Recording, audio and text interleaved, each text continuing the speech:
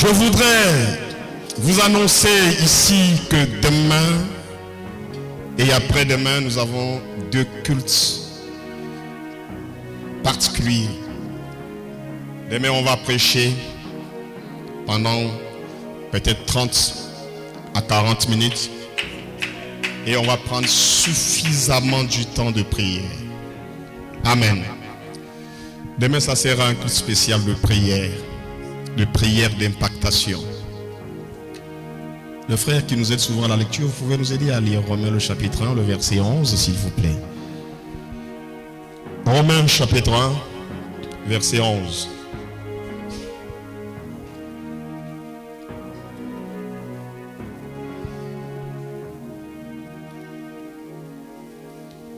Romains chapitre 1, le verset 11. Car je désire vous voir pour vous communiquer quelques dons spirituels. Je désire vous voir afin de vous communiquer quelques dons spirituels. Merci. C'est l'apôtre Paul qui envoie ce message à l'église de Rome.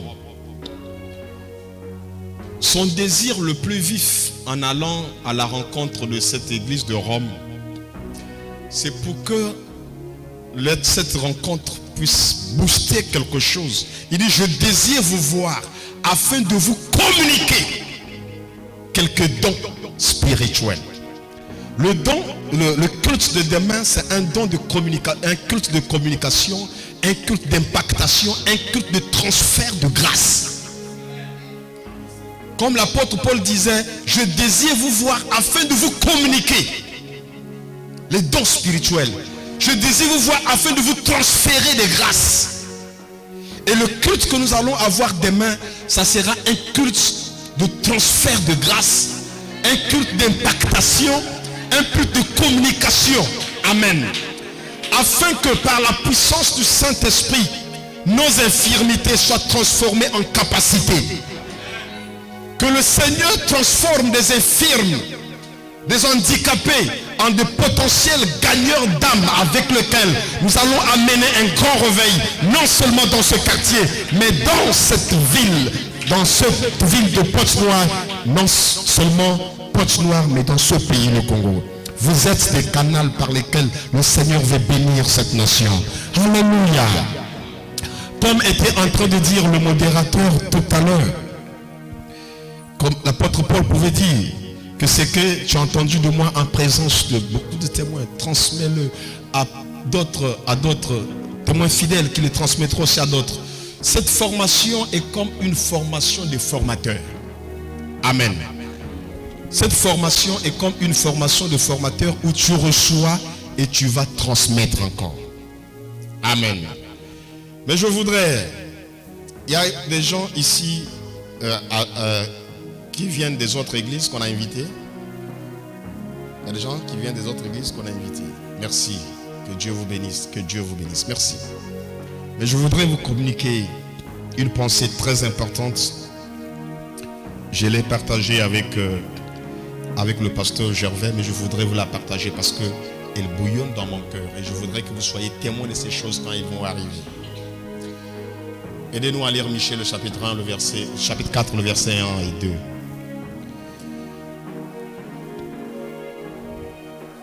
Michée, chapitre 4, 1 et 2. Michée, chapitre 4, verset 1 et 2. Michée, chapitre 4, le verset 1 et 2. Il arrivera dans la suite des temps. Nous sommes ici aujourd'hui à l'école du ministère, à cette église, berger de mon âme. Mais il arrivera dans la suite des temps que la montagne de la maison de l'Éternel sera fondée sur le sommet des montagnes. Cette église que vous voyez, berger de mon âme, est comme une église perchée sur une montagne. Je vois cette église au-dessus d'un grand sommet, au sommet d'une grande montagne. Et reprends encore ça, il arrivera dans la suite des temps. Il arrivera dans la suite des temps que la montagne de la maison de l'Éternel. Il arrivera dans la suite des temps que la montagne de cette église, le berger de mon âme, soit comment? Sera fondée sur le sommet des montagnes. C'est une église qui sera fondée. Elle-même est une montagne, mais elle sera fondée au sommet des montagnes. Cette église est en train de devenir un grand pôle d'attraction, un grand canal d'évangélisation. C'est la première fois que je vois une église dont le nom est à la forme verbale, pas nominale. Et Centre missionnaire mondial évangélise. C'est pas un nom, c'est un verbe. Ce n'est pas un nom, c'est un verbe, c'est un impératif, c'est un ordre, c'est une action. Et il arrivera dans la suite des temps que cette église va s'élever au-dessus de beaucoup des églises. Amen. Il y a beaucoup de ministères, non seulement ici à Vindaloo, beaucoup des églises au Congo vont fermer pour s'associer à cette église. Continuez. Qu'elle s'élèvera par-dessus des collines et que les peuples y afflueront. Cette église s'élèvera au-dessus des collines et les peuples feront quoi? Les peuples vont venir. Les peuples vont affluer. Les gens vont venir. Vous n'avez pas des efforts à faire. Dieu va faire de cette église un centre d'évangélisation, un centre d'attraction. Les peuples vont affluer. Beaucoup de ministères vont fermer pour s'associer à ce ministère. Beaucoup de ministères vont s'affluer. Continuez. Le verset 2. Oui. Des nations s'y rendront en foule. Les nations se rendront en foule. Les gens viendront en foule. Des peuples viendront en foule. Des populations viendront en foule. Des femmes viendront en foule. Des serviteurs de Dieu viendront en foule dans cette église. Ils vont venir en foule. Je vois des foules. Je vois des foules.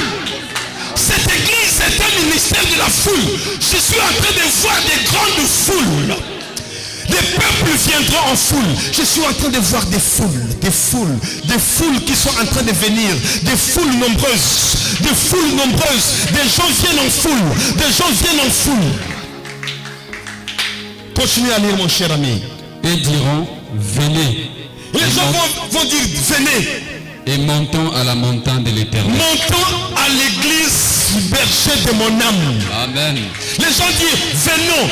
Allons-y, allons prier là-bas, à cette église en Vindaloo. Allons-y là-bas, venez, montons. Les gens vont quitter des quartiers éloignés de Pointe-Noire. Ils vont dire, allons-y, montons en Vindaloo. Les gens vont quitter partout. Ils vont quitter Paka, ils vont quitter Ngoyo, ils vont quitter partout. Ils vont dire, allons-y, montons en Vindaloo, montons dans cette église. Continuons à lire. À la maison du Dieu de Jacob. Allons-y à la maison du Dieu de Jacob. Afin qu'il nous enseigne ses voies. Afin que là-bas, on va nous enseigner les voies de l'Éternel. Resanda makonda bakaka. Tenda makoria bababa. Je prie ce soir au nom de Jésus que les membres de cette église soient connectés à cette grâce maintenant. Que la grâce apostolique se déverse maintenant ce soir. En ces lieux maintenant, il y a une grâce apostolique qui est en train de se déverser maintenant. Il y a une grâce apostolique qui se déverse maintenant. La puissance du Saint-Esprit est en train de visiter maintenant. Au nom puissant de Jésus. L'heure est venue maintenant. L'heure est venue maintenant. L'heure est venue maintenant. Où le nom de Dieu sera glorifié. Le Seigneur est en train de glorifier son nom. Le Seigneur est en train de glorifier son nom. Le Seigneur est en train de glorifier son nom. Le Seigneur est en train de glorifier son nom. Le nom de Dieu est en train d'être glorifié maintenant. Le nom de Dieu est en train d'être glorifié maintenant. Resanda marobaya. Nemana bayende. Kenda makoria baba. Menda makoria baba. Rikanda makonda baya. Yinda makoria baba. Soyez connectés à cette grâce. Soyez connectés à la grâce. Soyez connectés à la grâce. Là où tu te trouves maintenant, le Saint-Esprit te touche. Il te communique la grâce. Il te touche. Il te touche. Il te touche. Comme de l'huile sur la barbe d'Aaron qui descend sur ses vêtements. Comme de la rosée sur le mont Hermon qui descend sur ses pentes. La grâce est en train de couler maintenant. La grâce. La grâce. La grâce. La grâce. La grâce. La grâce. La grâce. Rokaria baba baba. Rekanda makoda makoria baba. Rikanda makoria bashende. Rikanda makoria baba. Rikanda makonda makoria basanda. Rikanda makosta kashi. Oui, Seigneur.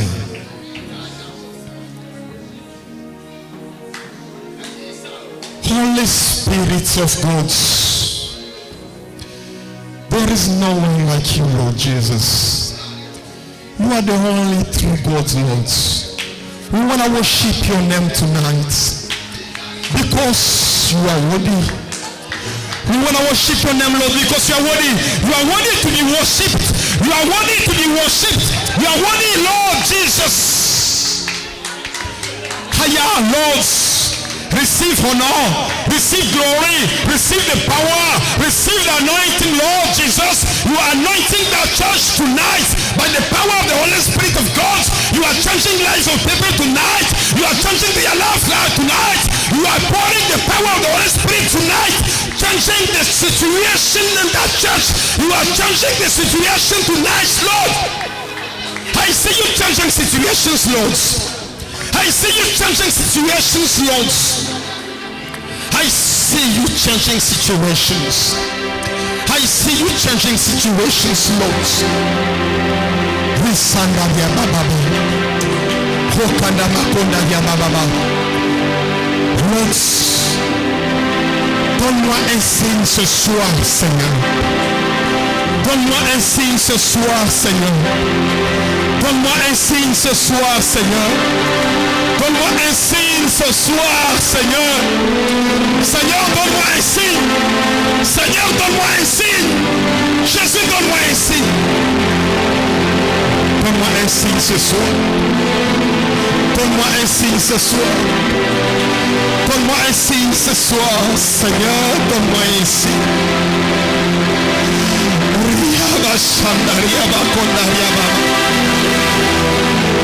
Parle à ce peuple.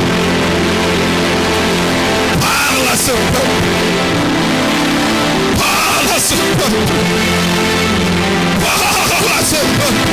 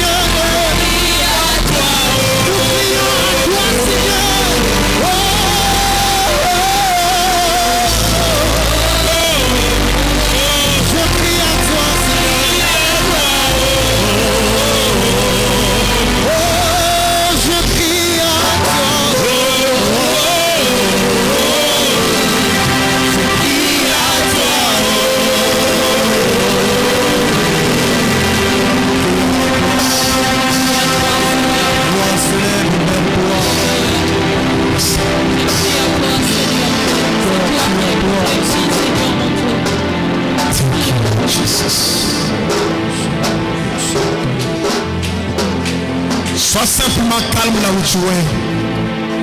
Laisse le Saint-Esprit te parler dans le calme de sa présence.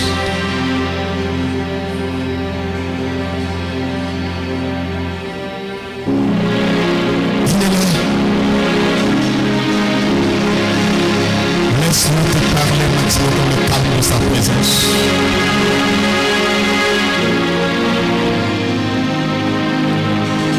Saint-Esprit, parle à ce peuple ce soir. Parle, Seigneur. Oui, Seigneur.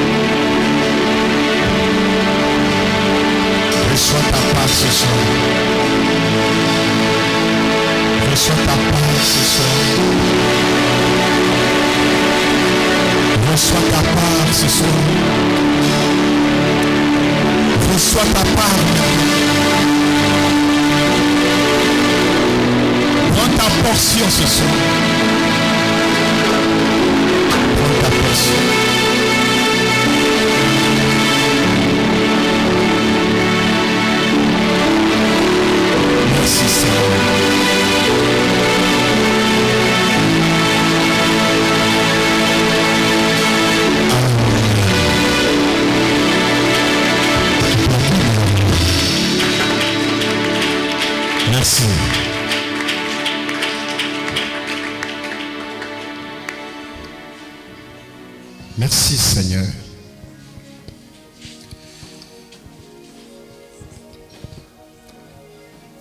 Laissez-le. Pasteur Gervais, je vous prie de vous tenir debout un instant, s'il vous plaît.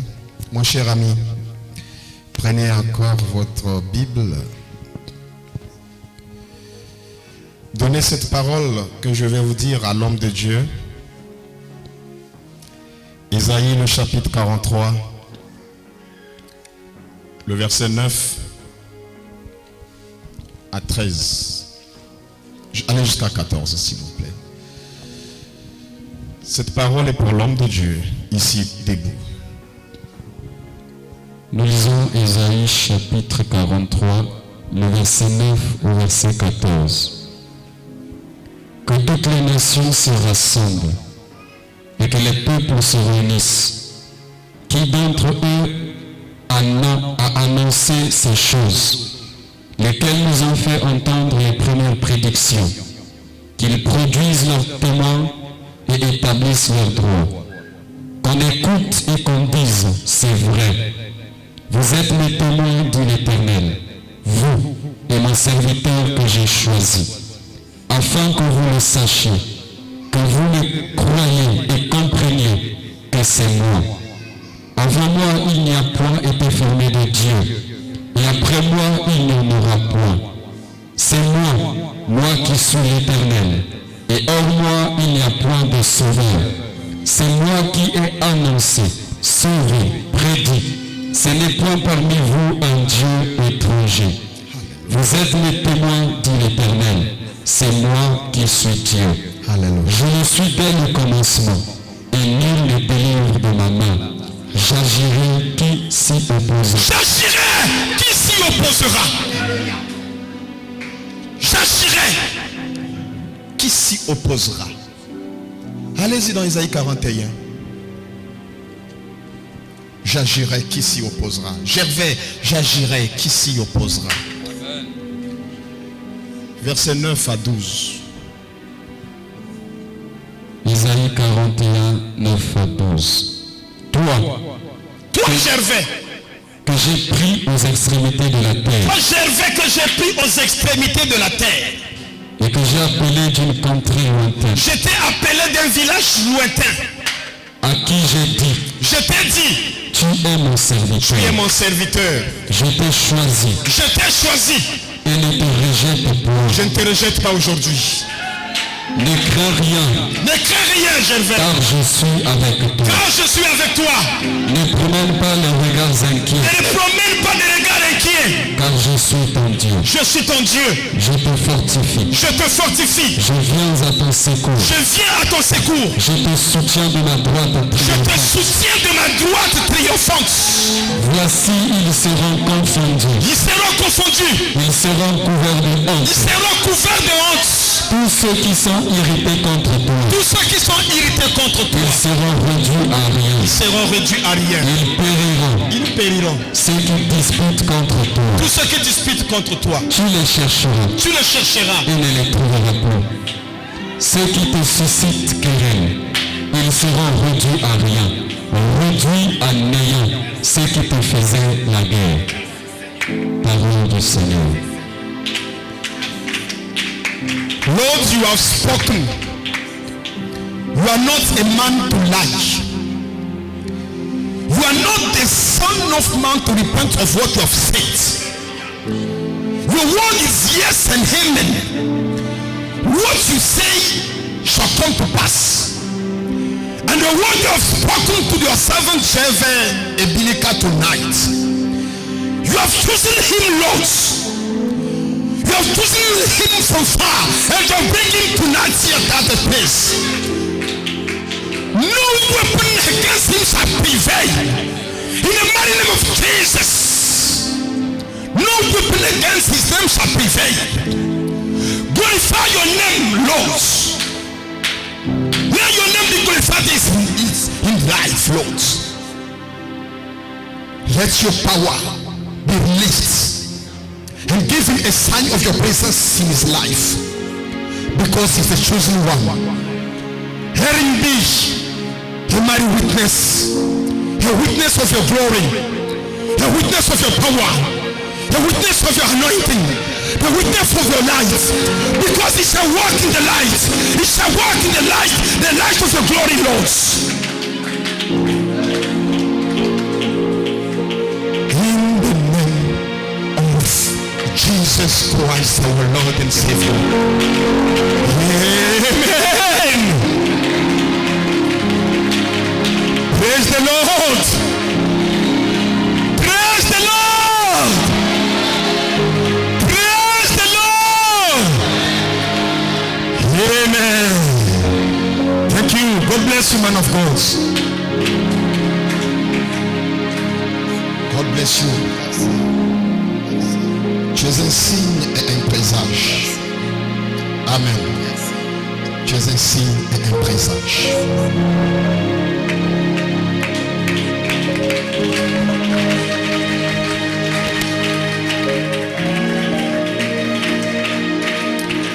Dieu a choisi cet homme. Vous pouvez vous communiquer à cette grâce. Vous savez, si vous voulez évaluer la valeur d'un homme, on ne value pas la valeur d'un homme par la qualité de ses amis, mais par la qualité de ses ennemis. Amen. On ne voit pas la valeur d'un homme par la qualité de ses amis, mais par la qualité de ses ennemis. David n'était pas un grand homme à cause de parce qu'il avait de grands amis, mais il était un grand homme parce qu'il avait de grands ennemis. Amen. Ce qui montrait la valeur de David, c'est la qualité de ses ennemis. Amen. Comment un roi comme Saoul peut tout laisser pour combattre un chantre? Un roi comme Saoul, il peut tout laisser pour aller combattre un chantre comme David. La valeur de David ne se mesure pas par les amis que David avait, mais c'est les ennemis de David qui montraient la valeur de David.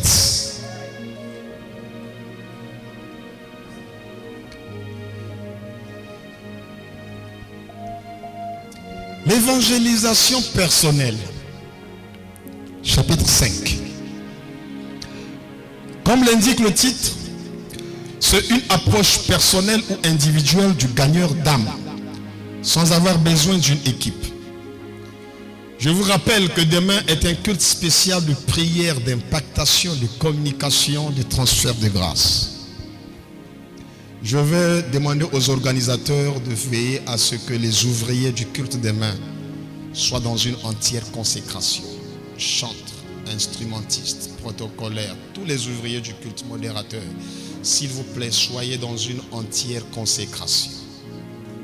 Parce que le culte de demain n'est pas comme tous les autres cultes. L'évangélisation personnelle, c'est une approche personnelle ou individuelle d'un gagneur d'âme, sans avoir besoin d'une équipe. C'est lorsque un ou deux chrétiens annoncent l'évangile à une personne ou un nombre réduit de personnes. Cette évangélisation personnelle offre plusieurs avantages. Elle ne coûte pas cher. Elle permet un meilleur suivi des âmes. On peut facilement retrouver l'âme qu'on a gagnée. Imaginez par exemple que si vous faites l'évangélisation de maison de porte à porte ou de bureau à bureau, facilement vous pouvez retracer les âmes parce que vous connaissez que j'étais dans telle maison, Ça facilite un suivi. Elle permet un dialogue entre celui qui évangélise et la personne qui est évangélisée. Si je fais une campagne d'évangélisation, je n'ai pas un dialogue avec les gens qui sont là.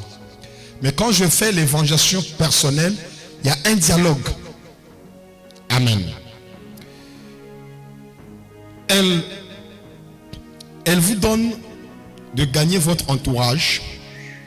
Elle peut se faire par téléphone, par prospectus, par littérature. Elle peut se faire par des colonies de vacances, des moyens audio, visuels, cassettes, projections, des films et tout. Vous n'avez pas besoin d'avoir une grande équipe. Par exemple, vous avez votre vidéoprojecteur devant votre parcelle, mettez un écran géant, faites passer le film de Jésus. C'est de l'évangélisation personnelle, vous n'avez pas besoin d'avoir une équipe pour ça. Les gens vont venir écouter, suivre le film de Jésus, et après à la fin vous faites un petit commentaire, vous lancez un appel qui va donner sa vie à Jésus. Amen. L'évangélisation personnelle, depuis que tu es dans le quartier, tu n'as pas un contact avec les voisins. Un jour comme ça, tu profites, tu dis, je vais faire un repas spécial avec mes voisins. Tu vas, s'il te plaît, demain, nous voulons partager un petit repas chez moi. Vous pouvez venir à 15h. On arrive chez toi, vous partagez le petit repas, tu partages la parole de Dieu ensemble avec eux. Vous n'avez pas besoin de faire un culte pour évangéliser quand vous faites de l'évangélisation personnelle. Utilisez votre téléphone. Utilisez votre téléphone. Chaque matin, quand je me réveille le matin, j'envoie au moins 500 messages aux gens qui sont sur mon répertoire avec un verset biblique ou une petite exhortation sur les réseaux sociaux et tout. Ça, je le fais. Je ne me fatigue pas pour ça. Amen. Hier, j'étais en train de venir avec ancien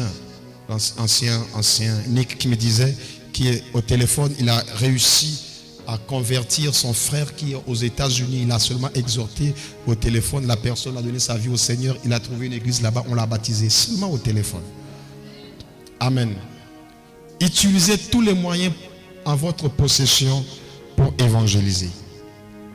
L'évangélisation personnelle, vous pouvez la faire non seulement avec votre bouche, mais aussi avec votre argent. Regardons Luc le chapitre 16, s'il vous plaît, mon cher ami. Luc chapitre 16, le verset 9.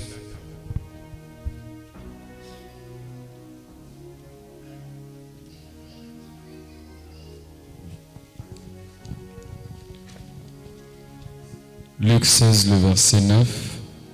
Et moi je vous dis, faites-vous des amis avec les richesses injustes, pour qu'ils vous reçoivent dans les tabernacles éternels. Amen. quand elles viendront à vous manquer. Faites-vous des amis avec des richesses injustes pour qu'ils vous reçoivent dans des tabernacles éternels quand ils viendront à vous manquer. Bien, comment se faire des amis au ciel? Toi, tu es sur la terre et le Seigneur te dit, pendant que tu es sur la terre, avec tes richesses que tu as sur la terre, tu dois te faire des amis au ciel. Comment se faire des amis au ciel? Comment constituer un comité d'accueil en ta faveur au ciel? Avec ton argent. Chaque fois que tu finances une action d'évangélisation, les âmes qui seront gagnées parce que tu as financé, c'est ton comité d'accueil au ciel. C'est des gens qui viendront te dire au ciel, Dieu te bénisse, je suis ici parce que tu avais financé une campagne d'évangélisation dans ton quartier. C'est ce que Jésus dit. Il dit, là il parlait de l'économe infidèle. Il dit, faites-vous des amis avec vos richesses injustes dans des tabernacles éternels. Quand vos richesses finiront sur la terre, au ciel, il y a des gens qui vont vous accueillir parce que une âme a été sauvée à cause de ton offrande. Il y a une sœur qui, certaines de mes campagnes d'évangélisation que je fais, parfois je ne fais pas des appels de fonds parce qu'il y a une sœur qui, parfois, elle peut financer toute une campagne d'évangélisation elle seule. Elle est là à Pointe-Noire. Mes collaborateurs la connaissent. Elle peut te prendre 2 millions et dit va faire la campagne d'évangélisation.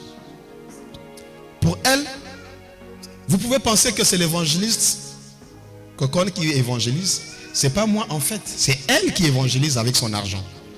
C'est ça qu'on appelle l'évangélisation personnelle aussi. Si vous êtes un patron et que vous demandez aux gens d'aller faire un travail pour vous, ces gens-là qui font, c'est pas pour leur compte, c'est pour votre compte. Amen. Moi je vais prêcher, mais en fait c'est pas moi qui gagne ces âmes, c'est cette sœur qui gagne les âmes. Quelqu'un qui va prendre 2 millions, il dit, homme de Dieu, j'ai appris que vous avez une campagne d'évangélisation, voici ma contribution. Les âmes là c'est organisé, c'est pas parce que l'évangéliste a prêché, mais c'est parce qu'elle a donné son bateau. C'est l'apôtre Pierre qui a donné son bateau à Jésus. Jésus a dit, donne-moi ta barque. Pierre a donné sa barque. Et toutes ces âmes qui ont été gagnées, c'est grâce à la barque de Pierre. Amen. Donc vous pouvez faire l'évangélisation personnelle sans quitter votre maison. Assis dans votre maison, vous êtes en train d'évangéliser dans le monde entier. En train de financer les actions d'évangélisation. Vous pouvez imprimer des prospectus. Allez voir le pasteur Gervais, dit, pasteur, vous pouvez m'écrire un modèle de prospectus que je vais imprimer, je vais commencer à partager au bureau. Faites l'évangélisation personnelle. Vous n'avez pas besoin d'avoir une équipe pour ça. Si vous ne pouvez pas mettre en place un bon texte, les hommes de Dieu sont là, ils peuvent vous personnaliser un texte qu'on met dans votre téléphone, vous faites seulement partager. Les âmes seront sauvées à cause de ça, à cause de vous. L'évangélisation personnelle, c'est le témoignage individuel d'un gagneur d'âme. Partagez la parole de Dieu autour de vous. Amen. Donc, lorsque il y a une action, comme on fait le carnaval du salut ici, tu as contribué pour le carnaval du salut, tu as donné 5 000. Avec tes 5 000, combien d'invitations on a fait avec? Combien de personnes ont reçu les invitations qui sont issues de tes 5 000? Et parmi ces personnes, combien pensez-vous sont allés au ciel parce que toi tu as contribué? Et combien des âmes ne seront pas sauvées simplement parce que avec ton Maboko Makaku et Makasi, on a annulé une action qu'on allait faire.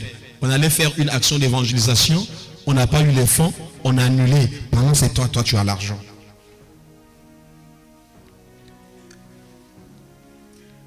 1 Timothée chapitre 6, le verset 17 à 19. 1 Timothée 6, 17 à 19.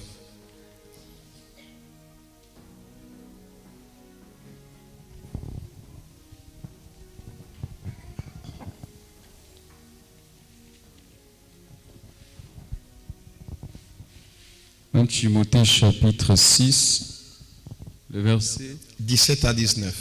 17 à 19. Recommande aux riches du présent siècle de ne pas être orgueilleux et de ne pas mettre leurs espérances dans les richesses incertaines, mais de la mettre en Dieu qui nous donne avec abondance toutes choses pour que nous en jouissons. Recommande-leur de faire du bien, d'être riches en bonnes œuvres, d'avoir de la libéralité, de la générosité. Que les riches soient riches en bonnes œuvres, d'avoir de la générosité et de la libéralité. Because, continuez. Et de s'amasser ainsi pour l'avenir un trésor placé sur un fondement solide. Voilà, chaque fois que vous financez pour une bonne cause, vous êtes en train de vous amasser un trésor sur des fondements solides. Comme Jésus disait, faites-vous un trésor dans le ciel là où on ne peut pas piller. Vous êtes arrivé sur la 19, mon cher ami? Ou bien vous avez fait un raccourci? Afin de saisir la vie véritable. Voilà. Thank you very much. Philippe, pourquoi je vous dis toutes ces choses? Philippiens 4, le verset 17.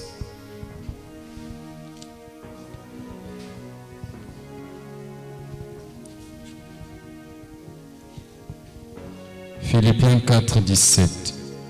Ce n'est pas que je cherche les dons, mais je cherche le fruit qui abonde pour votre compte. Si je vous dis ça, c'est pas comme je suis évangéliste, je cherche les dons pour que vous me donnez votre argent. Mais non, il dit que ce n'est pas que je cherche les dons, mais je cherche les fruits qui abondent pour votre compte. C'est vous qui financez les actions de votre église en ce qui concerne l'évangélisation. Mais les bénéficiaires, ça sera accrédité dans votre propre compte. Quand tu donnes l'argent, l'argent c'est pas dans le compte du pasteur que le ciel va accréditer ça. C'est dans ton propre compte. Amen. Quand le pasteur on dit non, bon, on va aller faire le carnaval du salut. L'argent que tu donnes là, ça ne rentre pas dans le compte du pasteur. La Bible dit que c'est le fruit qui abonde pour votre propre compte. L'évangélisation personnelle, vous pouvez le faire vous-même, tout comme vous pouvez le faire avec vos finances, avec votre argent, avec votre richesse. Il y a quelques exemples de l'évangélisation personnelle. Nous avons par exemple le modèle que nous avons entre Jésus et la femme samaritaine. Amen. Ce qui s'est passé entre Jésus et la femme samaritaine au puits, c'est un modèle de l'évangélisation personnelle. Donc vous êtes là, seul en train de parler de la parole de Dieu. Comme nous avons vu hier, Philippe et l'eunuque éthiopien dans le désert. Philippe se rapprochait de l'eunuque éthiopien, il lui a commencé à parler de Jésus. Jésus s'est rapproché de la femme samaritaine, il a commencé à lui parler de la vie. Dans l'évangélisation personnelle, il y a la méthode 20 sur 20. La méthode 20 sur 20, c'est celle qui est dans Acte 20, le verset 20, où l'apôtre Paul dit, je ne vous ai pas caché ce qui concerne la vie. Je vous ai parlé dans les maisons et en public. La méthode 20 sur 20, c'est qu'on peut faire l'évangélisation personnelle. 1. Publiquement. Luc 14, 21 dit, va promptement dans les places et dans les rues de la ville. Vous pouvez aller dans les places publiques. Vous pouvez aller dans la rue. Vous pouvez regarder dans Acte 17, le verset 17, la Bible dit, ils s'entretenaient donc dans la synagogue avec les Juifs et les hommes craignant Dieu, et sur la place publique, chaque jour, avec ceux qu'ils rencontraient. Chaque jour, sur la place publique, avec ceux qu'ils rencontraient. C'est l'apôtre Paul à Athènes. Il dit que chaque jour, sur la place publique, ils s'entretenaient avec ceux qu'ils rencontraient sur la place publique. Quand tu marches dans la rue, dans la place publique, dans le marché, là où il y a des gens, tu rencontres quelqu'un. C'est une occasion de lui parler de Jésus. Vous pouvez le faire en public, comme vous pouvez le faire dans les maisons. Dans Matthieu 26, le verset 6, la Bible dit, comme Jésus était à Béthanie, dans la maison de Simon le lépreux. Vous pouvez aller dans les maisons faire le porte-à-porte. Amen. Le porte-à-porte. Il y a des gens qui, depuis qu'il est dans le quartier, ça fait déjà beaucoup d'années, il ne connaît pas le nom de ses voisins. Tu es quelle qualité de gagneur d'âme? Tu ne connais même pas comment s'appellent tes voisins. Même si tu n'as pas quelqu'un qui savait.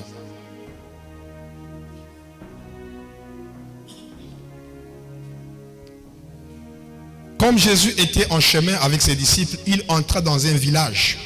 Et une femme nommée Marthe le reçut dans sa maison. Luc 10, 38. On peut évangéliser, faire le porte-à-porte dans les maisons, dans les bureaux. Tu peux décider de parler de Jésus à tous tes voisins. Coco, oui, mbote, hein, moi, ah, vous asseyez, partagez la grâce. Amen. Cette méthode est aussi valable pour débuter et conduire une cellule de maison. L'évangélisation dans les maisons offre plusieurs avantages. Elle vous permet de bien connaître les personnes, de connaître leur adresse, leurs conditions et situations de vie. Et elle vous facilite le suivi. Amen. Vous voyez, ça c'est les avantages de l'évangélisation personnelle, de porte à porte. Elles peuvent vous aider à implanter des cellules de maison. Parce que quand tu évangélises dans la maison, la personne là, elle habite dans cette maison, n'est-ce pas? Donc quand tu as gagné un chef de famille, facilement tu as gagné la famille et facilement vous pouvez installer une cellule de prière dans cette maison-là. Et ainsi de suite, jusqu'à ce que vous gagnez tout l'envoisinage. L'évangélisation de maison, aussi appelée l'évangélisation de proximité, est de loin la plus efficace et la plus fructueuse. Elle vous donne la possibilité de gagner des familles entières et de gagner du terrain. Nous avons dit que l'évangélisation, c'est la conquête des territoires. Amen. Mais on peut facilement gagner des territoires en faisant le porte-à-porte. Parce que nous allons gagner des familles. Vous savez, la force d'un corps, ce sont les cellules qui constituent ce corps, n'est-ce pas? C'est pas comme ça qu'on nous a appris à l'école. La force d'un corps, ce sont les cellules qui constituent ce corps. Quand les cellules d'un corps sont détruites, le corps est détruit. La force d'une église, ce sont les cellules qui constituent cette église. Or, la famille est la première cellule d'une église. Voilà pourquoi quand Dieu veut détruire quand le diable, quand le diable veut détruire une église, il attaque les familles qui fréquentent cette église. Amen. Je vous donne un exemple. Actuellement, il y a plus de cas de divorce et de mauvais mariages dans les familles chrétiennes que parmi les païens. Le but, c'est pour affaiblir l'église. Et surtout, les foyers des serviteurs de Dieu sont beaucoup menacés. Amen. Allez dans les tribunaux actuellement. Allez dans les tribunaux. La plupart des foyers qui sont en train de divorcer maintenant, ce n'est pas des païens. C'est des foyers des chrétiens. Parce qu'ils sont fortement attaqués par le diable. Pourquoi le diable attaque les familles des chrétiens? Parce que la famille est la cellule principale de l'église. Ce sont les cellules qui font la force du corps. Et la famille, c'est la force de l'église.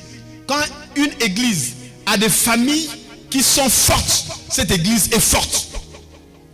Mais quand les familles sont affaiblies, l'église est affaiblie. Les familles qui ne prient pas ensemble, cette église ne sera pas forte. Les serviteurs de Dieu qui ont des problèmes dans leur foyer ne seront pas de bons leaders d'église. Parce que pendant qu'ils cherchent à régler ces problèmes de famille, il n'a pas le temps de régler le problème de l'église. Et du coup, l'église s'affaiblit. Et l'homme de Dieu s'affaiblit. Or, pour constituer des églises fortes, il faut gagner des familles en Christ. Quand les familles sont gagnées, vous gagnez un chef de famille, vous gagnez des familles, vous faites asseoir l'église. Alléluia. Imaginez par exemple que on arrive dans un nouveau quartier comme Vindolo et on gagne 10 familles et que chaque famille a 3 membres. Je reprends seulement le minimum. Papa, maman et un enfant. Chaque famille a 3 membres. On a gagné 10 familles. Ça fait combien de personnes? 30 personnes, n'est-ce pas? Et si ces 30 personnes ont la mission de gagner leurs voisins, au bout d'un mois, chaque famille gagne une famille. Donc chaque famille a la mission de gagner une famille proche.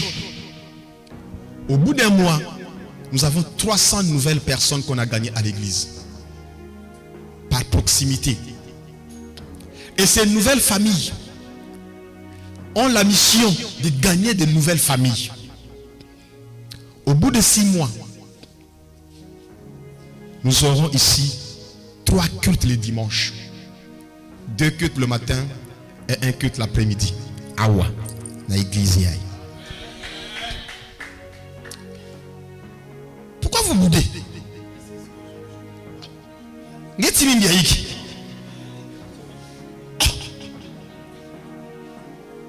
tu es suspect.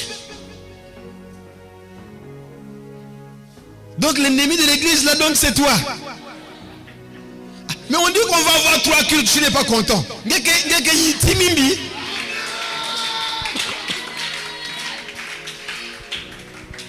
Ah, je connais. Donc l'ennemi de l'église là, c'est toi. Donc tu es venu ici là infiltrer.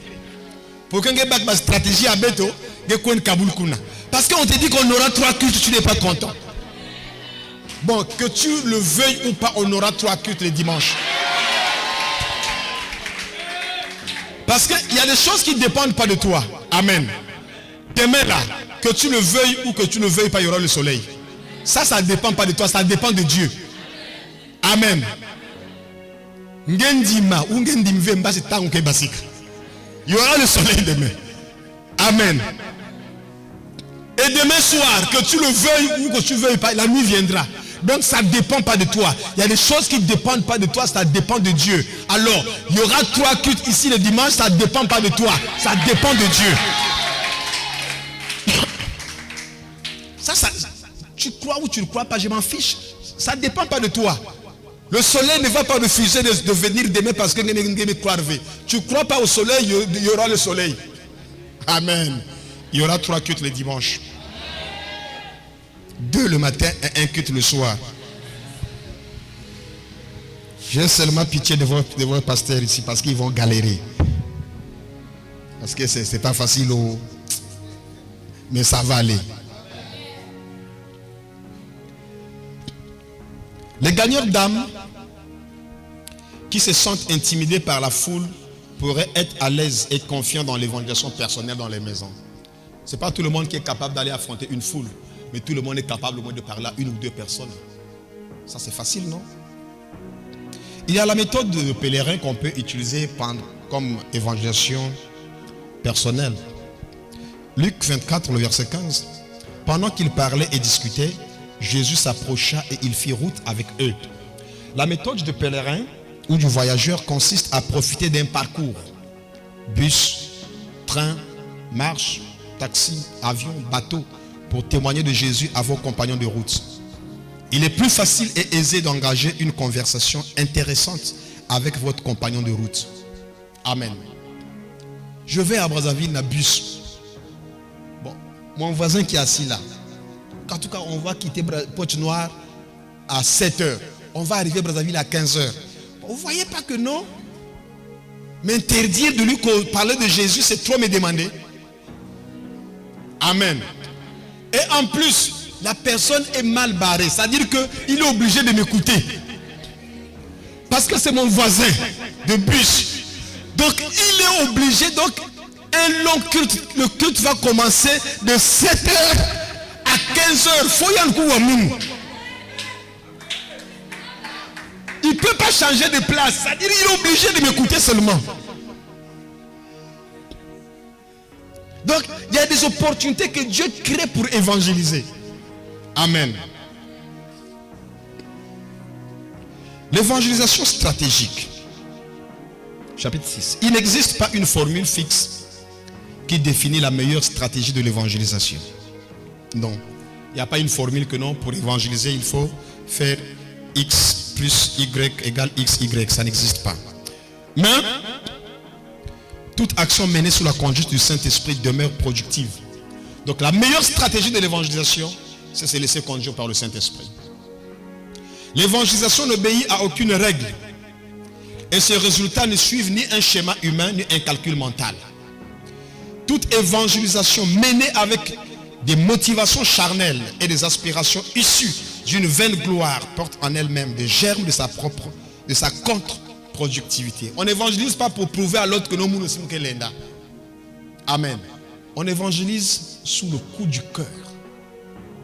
On ne doit pas faire que non. Comme pasteur, il n'est que ça là, croisade, nous sommes ça là. Il faut nous prouver bien que nous sommes que ça là. Ça c'est contre-productif. Il n'y a que vers Matalana, il n'y a que vers compétition, il n'y a que vers la guerre. Amen. Toutefois, il y a quelques éléments stratégiques qui peuvent être observés pour atteindre certaines cibles. Donc, les stratégies de l'évangélisation ici, je les ai ciblées en catégories. Donc, j'ai groupé certaines cibles comme 1. Les groupes sociaux. Il est plus aisé de catégoriser des cibles en groupes sociaux suivant leur milieu. Par exemple, l'évangélisation en milieu juvénile, l'évangélisation en milieu estudiantien, l'évangélisation en milieu pénitentiaire. Donc c'est facile. Il y a des gens qui sont spécialisés d'aller évangéliser à la maison d'arrêt. Amen. Vous pouvez catégoriser votre champ d'action et avoir une stratégie pour atteindre cette cible-là. Un élève peut facilement faire de l'évangélisation dans le milieu scolaire. Des causeries, débats, des entretiens, des discussions autour de la parole, des colloques autour de la parole de Dieu en milieu estudiantien. Vous étudiez la parole de Dieu avec les autres. Je me rappelle, quand j'étais élève au lycée, nous avons eu une conférence. Je m'étais inspiré sur le passage des Actes des Apôtres, le chapitre 17, où l'apôtre Paul est allé à Athènes, où il était confronté aux philosophes épicuriens et stoïciens. Alors la problématique était laquelle? Comment Athènes étant la capitale de la philosophie mondiale, Athènes, la Grèce est le berceau de la philosophie. Et dans une grande Grèce, comme ça là, l'apôtre Paul arrive. Il rencontre des grands philosophes, des épicuriens, des stoïciens. Et il rencontre un Dieu inconnu. Un temple dédié à un Dieu inconnu. Comment les grands philosophes du monde peuvent avoir un Dieu qu'ils ne connaissent pas? C'était ça la problématique au lycée. J'ai invité les professeurs. J'étais moi-même élève. J'ai invité les professeurs de philosophie. J'ai invité les élèves de série A. Il faut me montrer comment les grands philosophes du monde peuvent laisser un temple à un Dieu inconnu à l'époque de la Grèce antique. Yamiya. Amen. Ouais, donc il y a beaucoup de possibilités dans votre milieu d'avoir certaines cibles. Je dois atteindre cette cible, vous les atteignez. Amen. Il y a aussi les fléaux sociaux. Certains fléaux sociaux sont des cibles potentielles pour l'évangélisation. Ils peuvent constituer des cibles bien précises pour l'évangélisation. On peut cibler l'évangélisation des prostituées, des délinquants, des enfants de la rue, des homosexuels. Luc chapitre 15, le verset 1, la Bible dit: tous les publicains et les gens de mauvaise vie s'approchaient de Jésus pour l'entendre. Ce verset-là ne vous dit rien. On dit les gens de comment? Ceux que nous évitons là. Tous les publicains et les gens de mauvaise vie s'approchèrent de Jésus pour l'entendre. J'ai mon fils Shalom, lui il est spécialiste de l'évangélisation des bébés noirs. Je ne sais pas comment il fait. J'ai mon premier fils, lui, il aborde facilement les bébés noirs pour les évangéliser. Et il les gagne aussi. Lui, il a ses stratégies à lui, il a ses méthodes à lui. Il les aborde facilement, il leur parle de Jésus et il les gagne aussi à Jésus. Donc, certains fléaux sociaux sont des cibles potentielles pour l'évangélisation. Je connais une sœur qui elle est spécialiste de l'évangélisation des prostituées. Elle évangélise les prostituées comme il n'y en a pas. Et elle les gagne. Luc 5, le verset 31, il dit: Jésus prenant la parole leur dit: ce ne sont pas ceux qui se portent bien qui ont besoin des médecins, mais les malades. Je ne suis pas venu appeler à la repentance des justes, mais les pécheurs. Il semble que cette catégorie de personnes qui ont le plus besoin de l'évangile de repentance sont mis en marge de celle-ci. Elles sont regardées comme des brebis galeuses qu'il faut à tout prix éviter toute fréquentation. Les personnes que nous évitons d'évangéliser, c'est les personnes qui ont le plus besoin de l'évangile. Les personnes que nous évitons là, c'est ces personnes vers qui Dieu nous envoie. Les prostituées, des voleurs, des sorciers, des délinquants. Quand tu connais un sorcier dans le village, c'est vers lui qu'il faut aller. La Bible dit que je n'ai point honte de l'évangile, car c'est la puissance de Dieu pour le salut de quiconque croit. L'évangile, c'est la puissance de Dieu pour le salut de quiconque croit. Donc, va affronter le sorcier avec l'évangile. Amen. Il y a un papa qui m'avait dit, dans le quartier là, quand les gens là ils prient, ça m'énerve, j'ai envie de les taper. Mais quand toi tu me parles de la parole de Dieu, c'est comme si ça me coupe les membres, je n'ai plus la force, je deviens faible. Amen. Amen. Parce que la parole de Dieu, c'est un marteau qui brise le roc. C'est un feu. Alléluia. Votre métier, petit toi aussi, le milieu professionnel, peut être un atout pour l'évangélisation. Acte 18, le verset 3, il dit: comme il avait le même métier, il demeura chez eux et il travailla. Il était faiseur de tentes. Acte 19, 25 dit: il les rassembla avec ceux du même métier. Il dit: ô homme, vous savez que notre bien-être dépend de cette industrie. Votre métier est un atout d'évangélisation. Le milieu professionnel crée des relations et des opportunités d'une évangélisation productive. Quelqu'un qui passe là où vous travaillez est bien disposé à vous écouter. Amen. Moi qui suis docteur, tu viens me voir dans mon bureau consultation. Que tu le veuilles ou pas, tout ce que je veux te dire, tu vas écouter. Amen. Le milieu professionnel est un atout. C'est là où c'est lui qui passe. Chaque fois que quelqu'un passe par ton bureau, c'est qu'il a besoin de ton service. Quelqu'un ne peut pas venir dans ton bureau sans avoir besoin de ton service. Celui qui passe dans ton bureau, il a besoin de ton service. Et celui qui a besoin de ton service est vulnérable. C'est que tu vas lui dire, il va écouter. Amen. Donc, profite de quelques minutes là d'exercer l'évangélisation au travers de ton métier.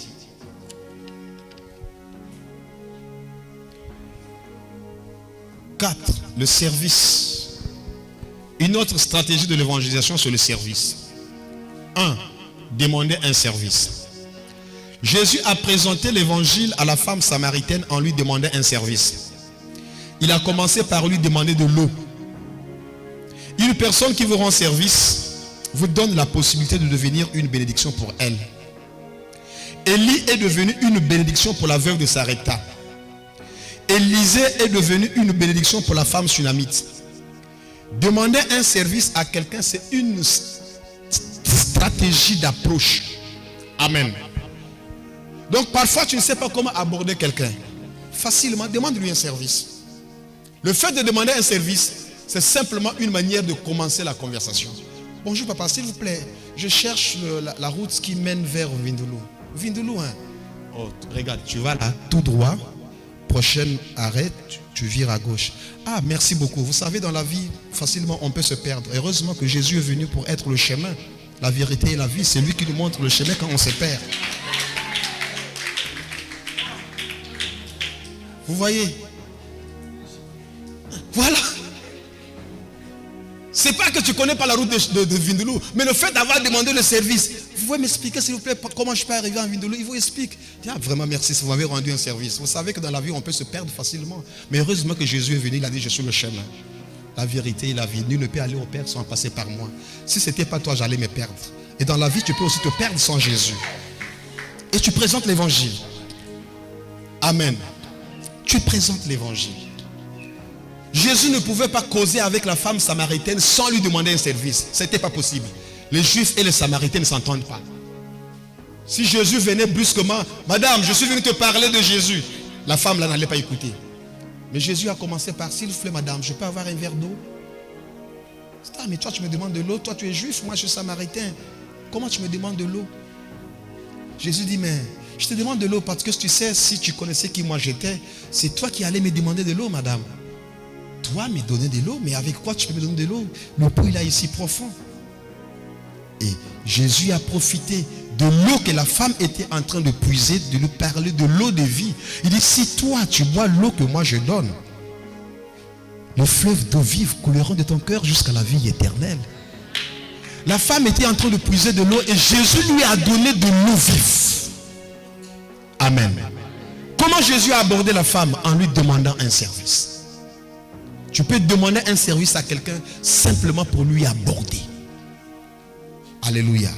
Ce sont les stratégies, c'est ce qu'on appelle l'évangélisation stratégique. Alléluia. Deuxièmement, proposer un service.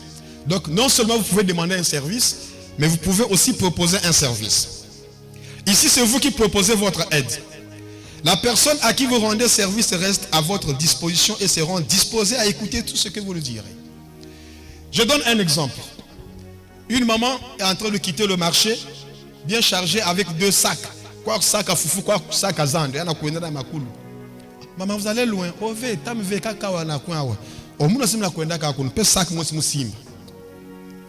Il vous donne le sac et vous tenez. Ah, vous avez quoi un kilo ming, mais vous savez, Jésus a dit, venez à moi, vous tous qui êtes fatigués et chargés, je vous donnerai du repos. Vous voyez, moi, kilo à fassoua, il y a une distance à Inda, il y a moi ming. Hein? Kilo à fassoua, il y a une distance à Inda. Il y a pesé quand même. Mais comme Jésus nous a dit, venez à moi, vous tous qui êtes fatigués et chargés, je vous donnerai du repos. Mais Jésus, de toute façon, on a aidé fassoua. Le métal, non? Métal, mais comprendre que non, qu'il y a qui n'a pesé. Parfois, tu n'as pas besoin d'expliquer tes problèmes à Jésus. Quand Jésus te voit, il sait que tu es fatigué. Il sait que tu es chargé. Il vient et il porte ton fardeau. Il vient, il prend ton fardeau et il porte ton fardeau. Et il marche avec toi pour te montrer le chemin. Pendant que tu es en train de marcher. Donc le geste, le service que tu lui as proposé est une opportunité de lui évangéliser. Amen. Rendez service à quelqu'un volontairement. 3. Le service de table. Le service de table est une stratégie très efficace pour propager les témoignages de Christ. Jésus a donné le pain et le poisson pour conforter son message sur le pain de vie. Cette scène a captivé l'attention de son auditoire. Organiser un dîner, un banquet plein d'évangile peut s'avérer productif. Vous faites un séminaire ici, en Vindoulo ici. Faites un séminaire.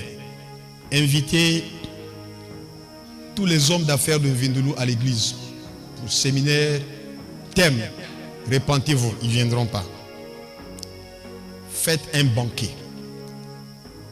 Faites banquet spécial avec les hommes d'affaires et opérateurs économiques de Vindoulou.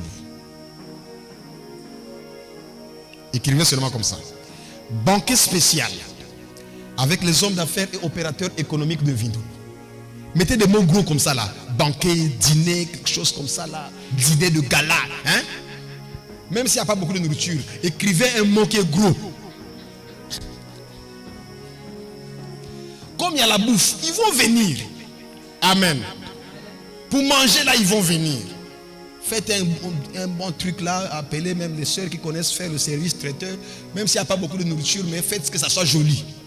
Ils arrivent. Vraiment, nous vous remercions pour être venus en tant qu'opérateur économique de notre quartier. Nous voulons prier pour vous, bénir vos affaires et partager la grâce avec vous.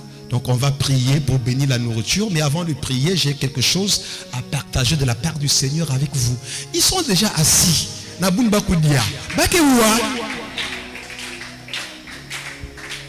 Amen. Quand nous voyageons là, quand on arrive, c'est la stratégie que nous on fait pour inviter les autorités dans nos campagnes d'évangélisation. Quand on sait que nous, la croisade commence demain, aujourd'hui on fait un repas avec les autorités de la ville. Quand ils viendront, ils pensent qu'ils viennent pour manger. Or que derrière manger, là j'ai mon agenda caché. Dans les 15 minutes là, j'ai présenté brièvement la parole de Dieu. C'est aussi une manière de les inviter au séminaire demain. Donc par exemple, vous avez un séminaire la semaine prochaine. Vous invitez les chefs de quartier pour un repas spécial, un apéritif spécial avec le chef de quartier.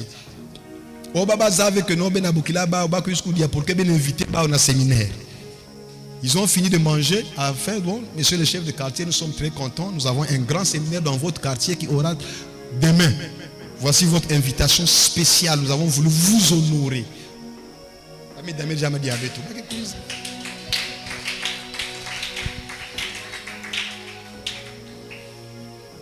Les gens là pour la bouffe,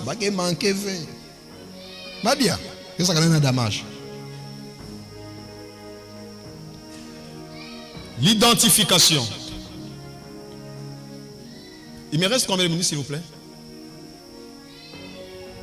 Combien? 10? Ok. L'identification. Lorsque j'ai affaire aux Juifs, ça c'est l'apôtre Paul qui parle. Lorsque j'ai affaire aux Juifs, je vis comme un Juif. Vous pouvez m'ajouter 10 s'il vous plaît? Je négocie. Par les compassions de Dieu. Merci beaucoup. Vous allez rentrer au ciel. 19h20. Ok, merci. Lorsque j'ai affaire aux Juifs, je vis comme un Juif, afin de les gagner. Bien que je ne sois pas moi-même soumis à la loi de Moïse.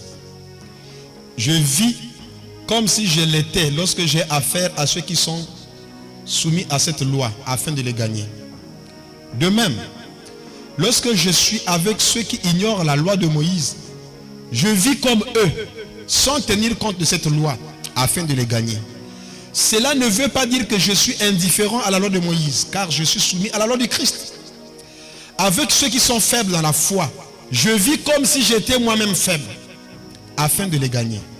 Ainsi, je me fais tout à tous, afin d'en sauver de toute manière quelques-uns. Je fais tout cela pour la bonne nouvelle, afin d'avoir part. L'identification, c'est quoi? C'est de t'identifier avec le milieu que tu évangélises. Amen. Il y a des milieux où quand tu veux t'identifier, par exemple, j'ai l'habitude d'aller évangéliser dans des milieux de pygmées. Tu vas là-bas en veste, cravate et tout ça là, personne ne va te suivre. Hein. Tu vas dans les villages des pygmées là, veste, cravate avec un gros français. Même si tu as l'onction, on ne va pas te suivre. Tu ne gagneras pas les gens. Il faut t'identifier. Amen. Nous sommes arrivés dans un village de pygmées au Gabon avec l'évangile Simplice, à Bomango, à Doumaï. Quand on arrive, c'est une communauté, c'est un village, il y a des pygmées, et ils ont leur église. Dans cette église, c'est seulement les pygmées qui sont là-bas. Le pasteur aussi est pygmé, tout le monde là-bas, c'est les pygmées et tout. Et quand j'arrive, le pasteur me dit, avant de passer à l'église, on doit d'abord aller chez lui.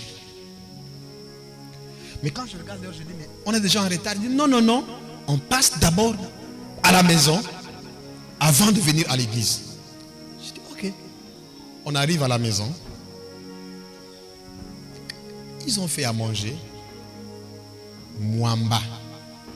Bon, vous savez, moi je suis batéké. Hein? Dans notre culture des batékés, les pygmées, c'est pas des gens avec lesquels on peut s'asseoir, manger ensemble et tout.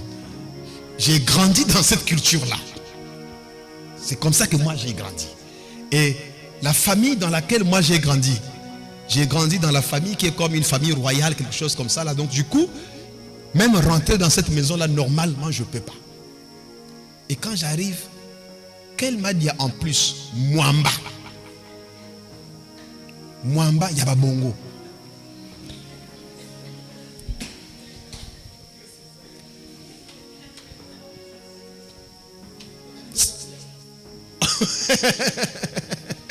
Ils ont mis là. Ils ont mis l'eau. Ce n'est pas l'eau qu'on a mis dans la bouteille comme ça.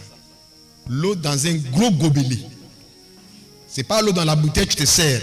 On a déjà servi l'eau dans le gobelet. Un gros gobelet. On a mis l'eau. Ça est là. Tout ça là, le manioc et tout. Je suis venu. J'ai lavé les mains. J'ai rendu grâce. J'ai mangé. J'ai fini de manger. J'ai pris mon doigt. J'ai fait comme ça. Et on est parti à l'église. On arrive à l'église, le modérateur a fini, le pasteur vient. Le pasteur dit, en tout cas, il est des nôtres, vous pouvez l'écouter. C'est leur code à eux. Donc si tu ne passes pas par cette épreuve, dès que tu commences à prêcher, ils se lèvent un à un, ils sortent, jusqu'à ce que tu te retrouves seul dans l'église. Chez eux, c'est comme ça. Si tu ne réussis pas cette épreuve, dès que tu vas commencer, si le pasteur ne donne pas le code, dès que tu commences à prêcher, si le pasteur n'a rien dit, tu commences à prêcher là, il s'excuse un à un. Il commence à sortir un à un jusqu'à ce que tu te retrouves seul à la fin du culte.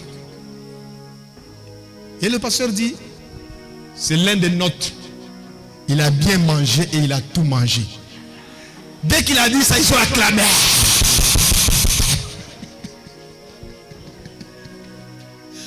Ils ont acclamé.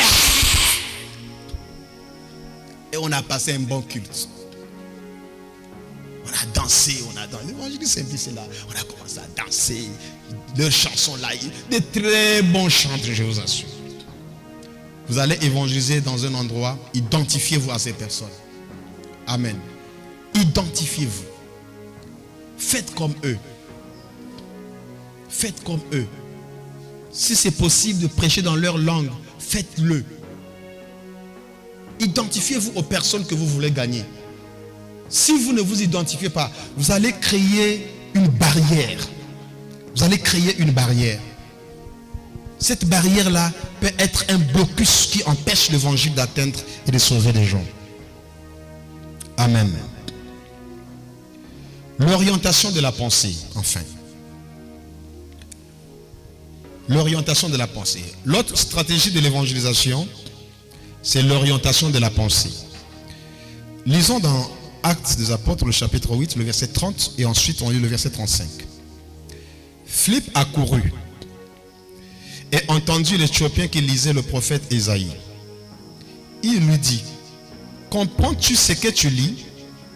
Alors Philippe, ouvrant la bouche et commençant par ce passage, lui annonça la bonne nouvelle de Jésus.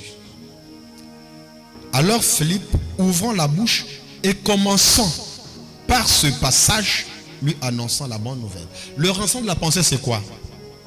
C'est utiliser la circonstance présente pour orienter ton message. Tu ne peux pas tout de suite attirer l'attention de quelqu'un de ce qu'il est en train de faire. Tu arrives par exemple, qui salue. Tu dis, il ne va pas t'écouter. Amen. Il faut orienter ta pensée par rapport à la circonstance présente.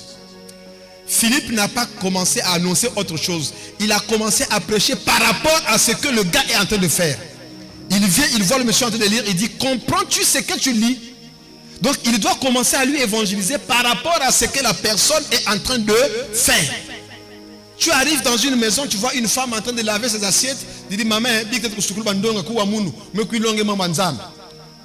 ça va pas aller.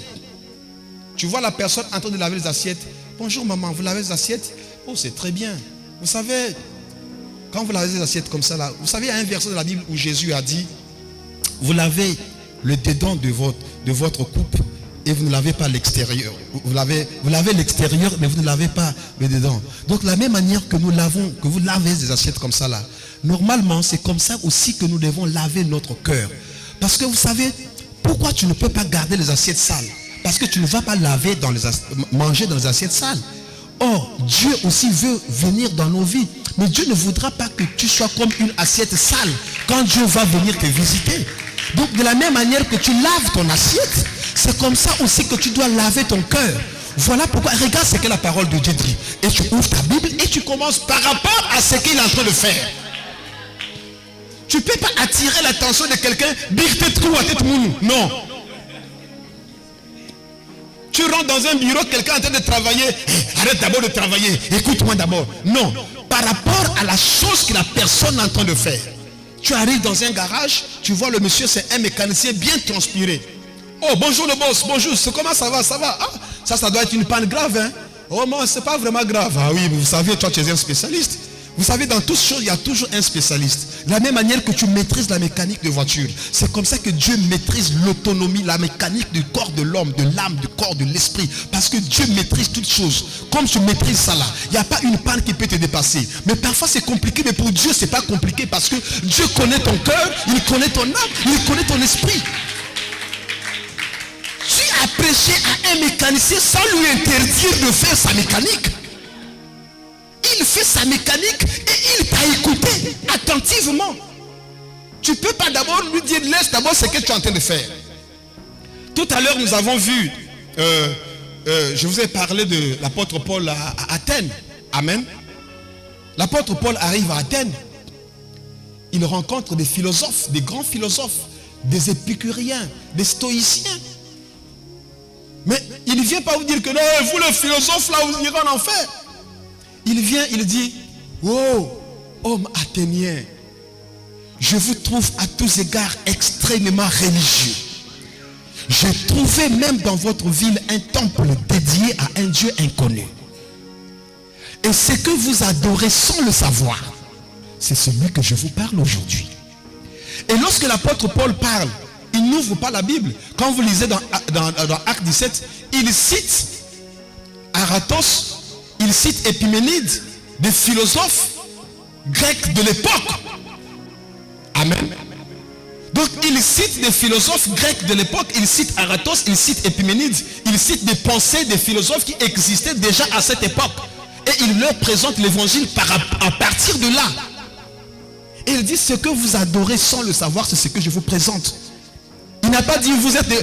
imaginez qu'il arrive, il dit, vous là, les Athéniens, idolâtres, vous faites l'idolâtrie, vous adorez des dieux inconnus.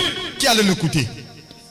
Mais quand il arrive, il dit, oh Athéniens, homme Athénien, je vous trouve à tous égards extrêmement religieux. En parcourant votre ville et les objets de votre dévotion, j'ai trouvé un temple dédié à un Dieu inconnu. Et ce que vous adorez sans le savoir, c'est ce que je vous parle aujourd'hui. Vous voyez comment il a introduit? Il dit, oh, homme athénien, je vous trouve à tous égards extrêmement religieux. En parcourant les objets de votre dévotion. Donc c'est comme s'il les félicite en fait. J'ai trouvé dans votre ville un temple dédié à un Dieu inconnu. C'est Dieu inconnu que vous ne connaissez pas, je vous le parle aujourd'hui. C'est comme ça qu'il a parlé de Jésus à Athènes. C'est ça qu'on appelle l'orientation de la pensée. Ça veut dire qu'utiliser la circonstance présente pour présenter votre évangile. Amen. Selon les prolongation, j'ai 20 minutes, non?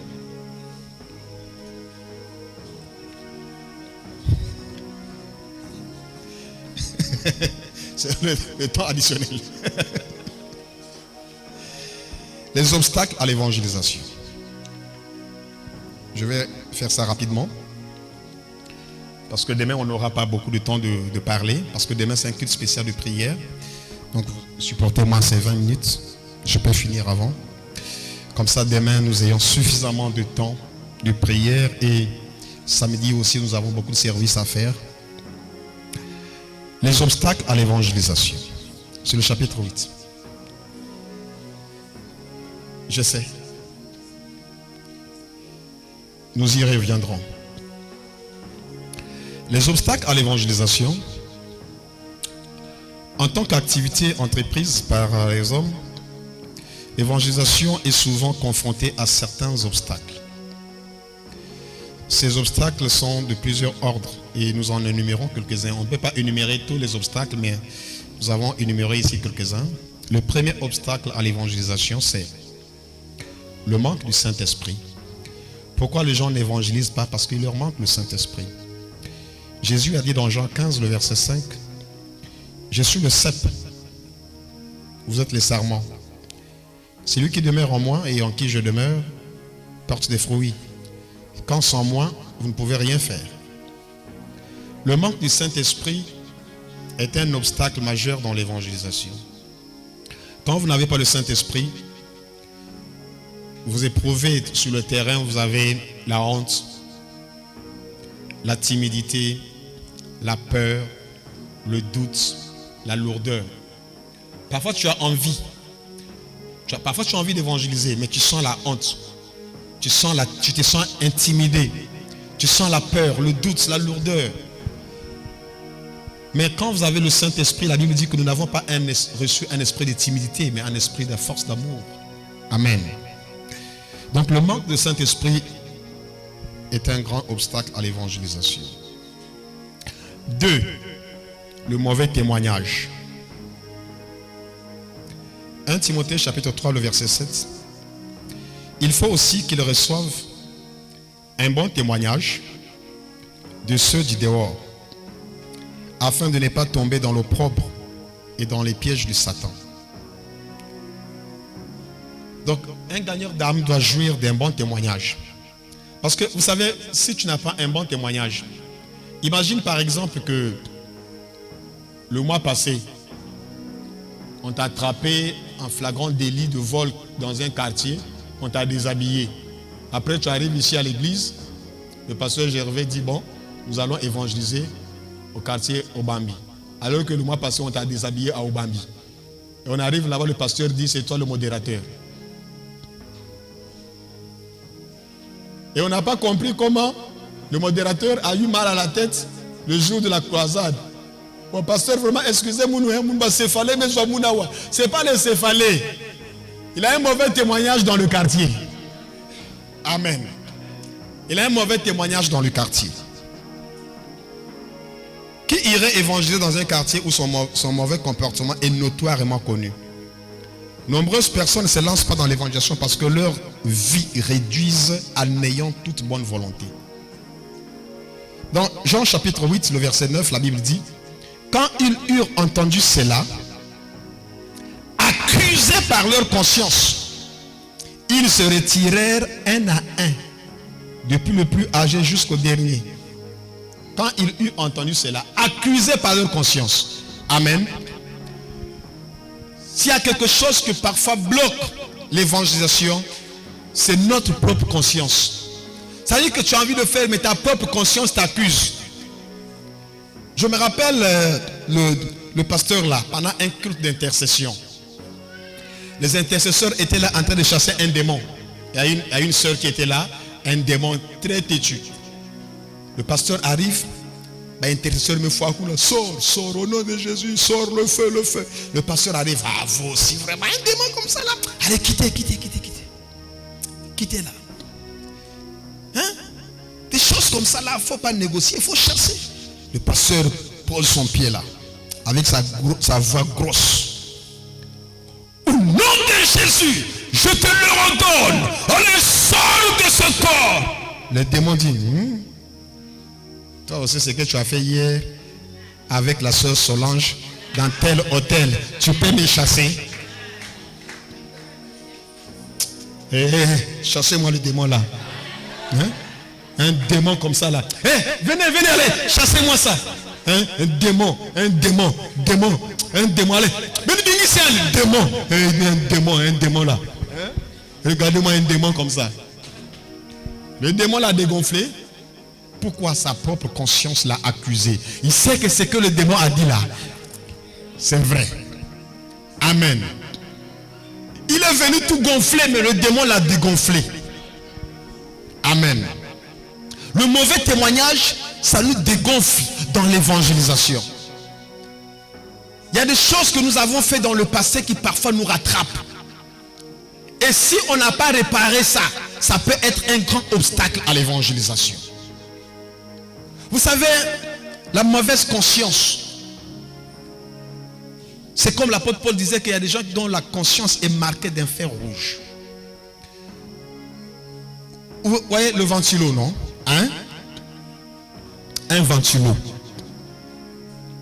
Quand il est branché, il tourne vite. Quand vous le débranchez, il va faire quoi? Il continue à tourner. Bien que vous l'avez débranché, non? Il continue à tourner, il tourne vite. Après, il continue à diminuer de vitesse jusqu'à ce qu'il s'arrête. Amen. Il y a des gens qui continuent à servir Dieu. On l'a déjà débranché.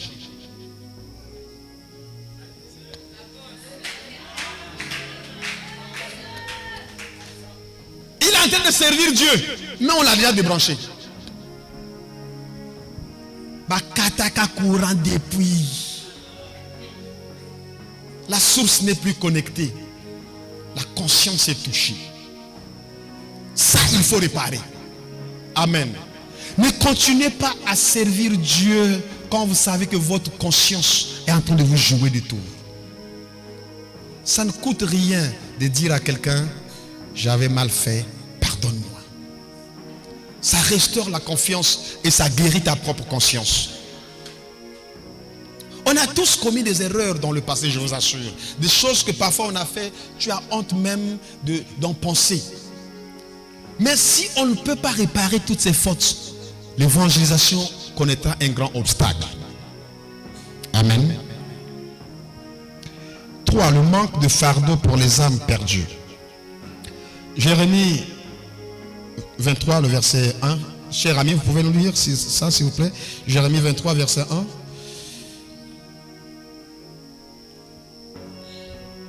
Le manque de fardeau pour les âmes perdues. Jérémie 23, verset 1.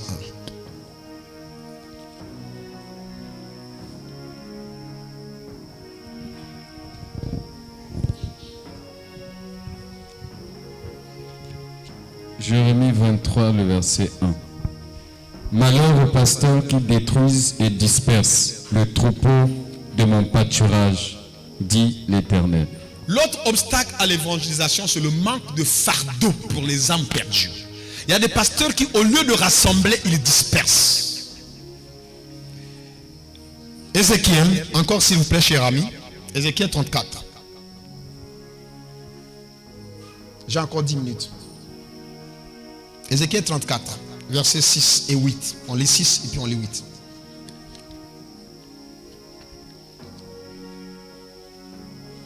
Ézéchiel 34, verset 6 et puis verset 8. Ézéchiel 34, le verset 6 et 8. Mon troupeau est errant sur toutes les montagnes et sur toutes les collines élevées. Mon troupeau est dispersé sur toute la face du pays. Nul n'en prend souci, nul ne le cherche. Le manque de fardeau pour les âmes perdues. Il dit que mon troupeau est dispersé, nul n'en prend souci, nul ne le cherche. Il y a des serviteurs de Dieu qui n'ont pas le fardeau pour les âmes perdues. Amen. Ça, c'est un obstacle à l'évangélisation. Quand on n'a pas le fardeau pour les âmes perdues. Les cuisses dans l'église, c'est bon. Les cuisses veut aussi, tant pis. Continuez. Le verset 8. Je suis vivant, dit le Seigneur, l'Éternel, parce que mes brebis sont au pillage et qu'elles sont devenues la proie de toutes les bêtes des champs, faute de pasteurs, parce que mes pasteurs ne prennent aucun souci de mes brebis, qu'ils se paissent eux-mêmes. Voilà. Et ne faisaient point paître mes brebis. Amen. Je suis vivant, dit le Seigneur, l'Éternel, parce que mes brebis sont au pillage et qu'elles sont devenues la proie de toutes les bêtes de champ. Faute de quoi? Faute de pasteur. C'est pas moi qui dis, pasteur qui est là, pardonnez-moi. Je dis la vérité. Et si vous êtes fâché, tant pis pour moi. Faute de pasteur. Parce que mes pasteurs ne prenaient aucun souci des brebis.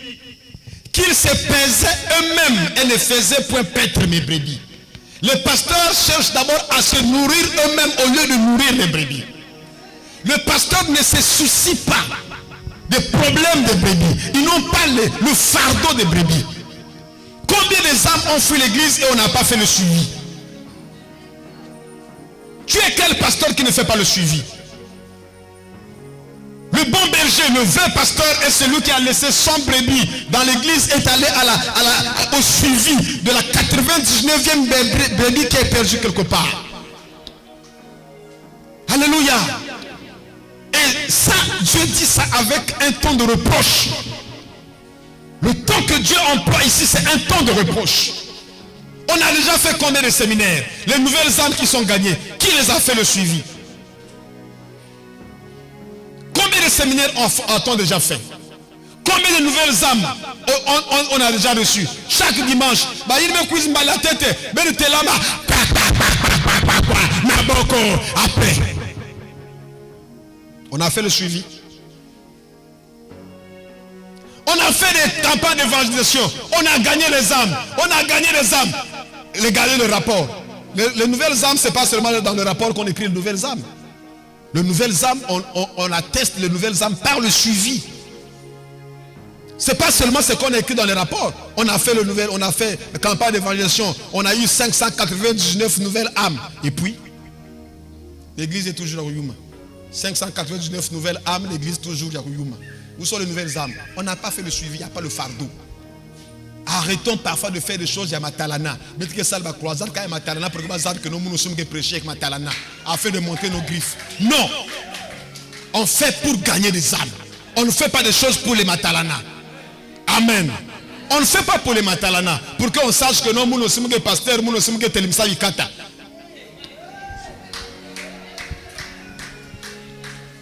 Il dit faute des pasteurs qui ne prennent pas soin des brebis. Les troupeaux sont éparpillés par-ci, par-là. Alors, nous n'avons pas besoin que le pasteur nous dise d'aller faire le suivi. Faisons le suivi. Faisons l'évangélisation. Nous avons appris comment faire l'évangélisation personnelle. Allons gagner de nouvelles âmes. Allons suivre les anciennes âmes. Ramenons les anciennes âmes à l'église et gagnons de nouvelles âmes. C'est ça notre but. Alléluia. Le pasteur veut aller au ciel, toi tu veux aller au ciel. N'attends pas le mot d'ordre. L'évangélisation c'est pour nous tous. Pourquoi on n'évangélise pas? L'autre obstacle c'est la crainte des hommes. Proverbe 29, le verset 25, la crainte des hommes rend un piège. Mais celui qui se confie en l'Éternel est protégé. Parfois on n'évangélise pas parce que on a peur de ce que les gens vont dire. On n'a pas besoin d'être impopulaire. Mais il vaut mieux obéir à Dieu qu'aux hommes. Pourquoi on n'évangélise pas? Le cinquième obstacle, c'est la paresse. La Bible dit, ayez du zèle et non de la paresse. Soyez fervents d'esprit. Les gens sont tellement paresseux qu'ils n'ont pas le temps pour aller évangéliser. Le sixième obstacle à l'évangélisation, c'est l'ambition personnelle. Jésus leur dit, pourquoi me cherchez-vous? Ne savez-vous pas qu'il faut que je m'occupe des affaires de mon Père? On est si occupé à chercher ses propres intérêts qu'on néglige l'affaire la plus importante qui soit au monde, s'occuper des affaires du Père. Pourquoi on n'évangélise pas? On est tellement occupé dans nos propres boulots, dans nos propres affaires, tellement occupé qu'on n'a pas le temps de faire l'affaire de papa. L'ambition personnelle est un obstacle à l'évangélisation. Le septième obstacle, C'est l'excuse du genre, je n'ai pas de don. Ces personnes ne réalisent pas qu'elles doivent développer leurs dons si elles veulent s'en servir. Vous savez parler de vos affaires, de vos vies, mais vous ne pouvez pas parler de Christ. Race de vipères, comment pourriez-vous dire de bonnes choses, méchants comme vous êtes? Car c'est de l'abondance du cœur que la bouche parle. Pour parler de vos propres affaires, pour parler de Makelemba, vous êtes chaud. Donc ça, maman ba Makelemba, ngeke chaud. Mais ne gozons maman ba kumba yis ngeke l'enlever. Méchant comme vous êtes, race de vipères, hypocrite. 8e obstacle, le péché non confessé. Quand tu n'as pas encore confessé un péché, tu sens comme de la lourdeur, tu n'as pas la capacité d'aller annoncer Jésus aux gens. Le 9e obstacle à l'évangélisation, un mauvais mariage. Un partenaire de mariage incompatible est un frein à l'évangélisation. Si tu te maries avec une mauvaise personne, il y a quelqu'un qui veut évangéliser. Amen. Aidez-nous s'il vous plaît, chers amis. 1 Corinthiens 7, le verset 32 à 35.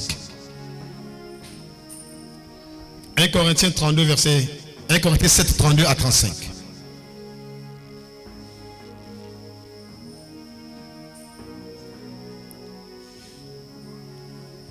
Corinthiens 7, 32 à 35. Or, je voudrais que vous fassiez sans inquiétude, que vous fissiez sans inquiétude. Celui qui n'est pas marié s'inquiète des choses du Seigneur, des moyens de plaire au Seigneur. Et celui qui est marié s'inquiète des choses du monde, des moyens de plaire à sa femme. Il y a de même une différence entre la femme et la vierge. Celle qui n'est pas mariée s'inquiète des choses du Seigneur, afin d'être sainte de corps et d'esprit. Et celle qui est mariée s'inquiète des choses du monde, des moyens de plaire à son mari.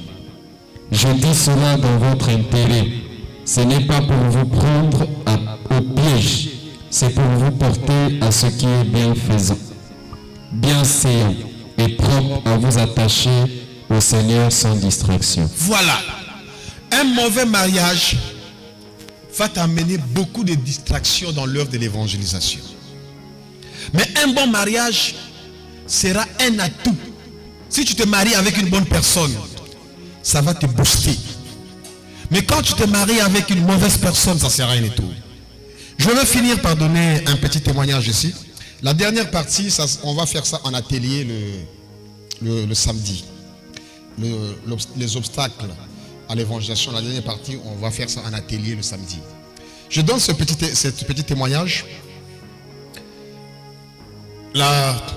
J'ai travaillé comme coordonnateur de campagne de ministère de l'évangéliste Roger West en Afrique francophone. C'est un fils de Renard Banquet. J'ai effectué beaucoup de missions avec l'homme de Dieu. Mais j'ai rarement eu le temps de prier ensemble avec lui. Parfois quand on prie ensemble, c'est des petites prières, 5 minutes, 10 minutes. Après on va dormir. Mais chaque fois qu'on a fait des missions, on a effectué certaines missions avec sa femme, Chérine West. Je vous assure, j'ai déjà vu des femmes, pas seulement des femmes, des hommes et des femmes qui prient. De toute ma vie, je n'ai pas encore vu quelqu'un qui prie comme cette femme. Jamais. Quand on arrive dans une ville, nous faisons la conférence le matin, on fait la croisade le soir. Nous sommes logés à l'hôtel.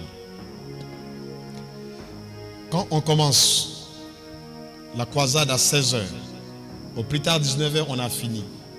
On arrive à l'hôtel, le temps de manger, 21h. La dame laisse son mari dans sa chambre. Elle vient frapper à ma porte. Évangéliste, j'ouvre ma porte. Quand on va commencer à prier 22h avec madame, jusqu'au moins à 3h du matin, 3h du matin, elle va rejoindre son mari. Elle va rejoindre son mari à 3h du matin. Nous avons conférence à 9h. Elle rentre dans sa chambre, 3h du matin. 5h du matin, elle est à ma porte. Évangéliste.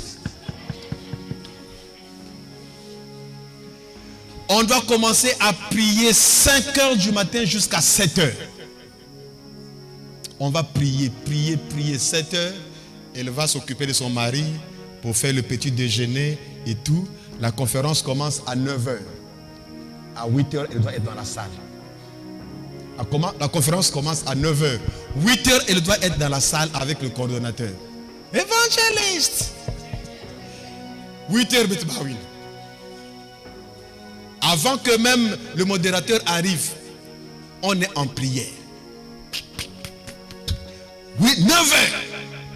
Dès que les gens commencent à venir, on arrête, on commence à prier avec tout le monde. 11h, la conférence finie. On rentre, on va à l'hôtel. Je ne sais pas s'il y a un Kédiak ou un Kédiavé. On va à l'hôtel, elle laisse son mari, elle s'occupe de son mari, midi, 13h. Évangéliste. 13h, Chirine West est là. La croisade commence à 16h. 13h, elle est dans ma chambre. Vous allez prier de 13h jusqu'à 14h.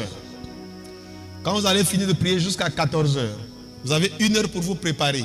La croisade commence à 16h, donc 15h.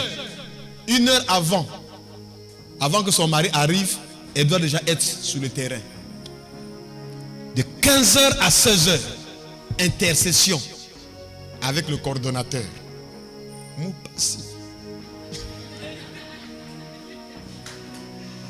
On va prier, 15h. Tout le monde arrive. Ce n'est pas fini pour elle. Quand tout le monde arrive, le podium qu'ils avaient, c'est un podium qui fait 12 mètres de long, 2 mètres de hauteur. En bas là-bas, c'est comme une maison. Avec des ventilos, avec des chaises et tout. Dès que le mari commence à prêcher, dès que le modérateur donne la parole à son mari, elle rentre sur le podium. Elle se met à genoux. Tout le temps que son mari est en train de prêcher, Madame West est à genoux. Elle est à genoux sous le podium. Ici, il y a podium. Mundele, une anglaise. La femme de Roger West, un fils de Renard Banquet. Elle est à genoux, ici, il y a podium. Tout le temps, si son mari prêche comme elle va rester en bas là-bas, en train d'intercéder. Quand le mari a commencé à prêcher, quand le mari va commencer à prier pour les malades, c'est là où elle sort. Elle sort et elle accompagne son mari pour prier pour les malades. Ils vont commencer à prier pour les malades ensemble. Ils vont commencer à... Après, je dis, des femmes comme ça, là, comment ils font?